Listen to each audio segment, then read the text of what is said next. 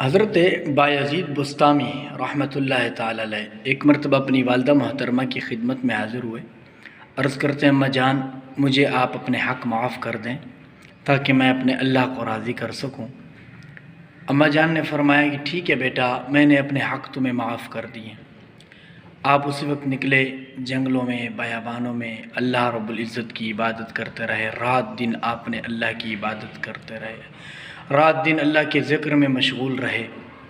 اس طرح 12 سال کا عرصہ بیت گیا۔ 12 سال بعد آپ فرماتے ہیں کہ ایک دفعہ رات کو میرا بسطام کے علاقے پہ سے گزر ہوا تو میرے دل نے چاہا کہ اماں جان کو سلام کہا جائے۔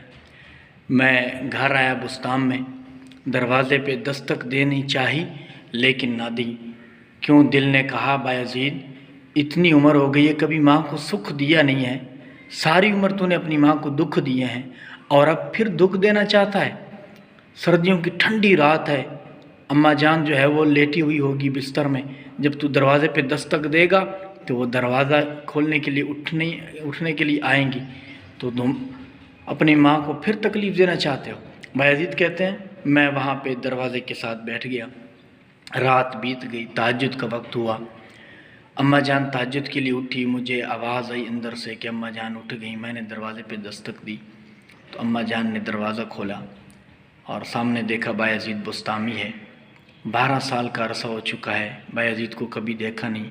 اب جب بایزید بسطامی کو دیکھا اماں جان نے، بے حال ہے بایزید بسطامی، پھٹے پرانے کپڑے ہیں، بال بڑے بڑے ہو چکے ہیں، چہرہ عجیب و غریب ہو چکا ہے، 12 سال کا عرصہ بیت گیا ہے۔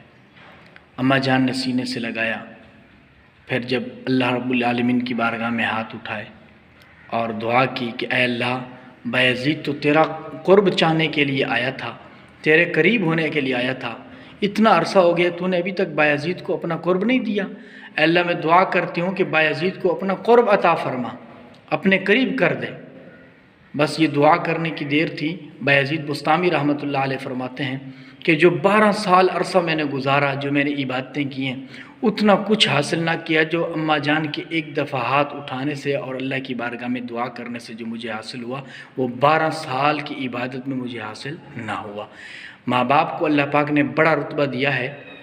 اگر ماں باپ ناراض ہیں گھر میں تو آپ دوسرے مرشدوں کے پاس جائیں، تو گھر میں جو بیٹھا مرشد ہے اس کو تو ناراض کیے بیٹھے ہیں، تو پھر کسی اور مرشد کے پاس جانے کا کیا فائدہ؟ سب سے پہلے اپنے ماں باپ کو راضی رکھیں۔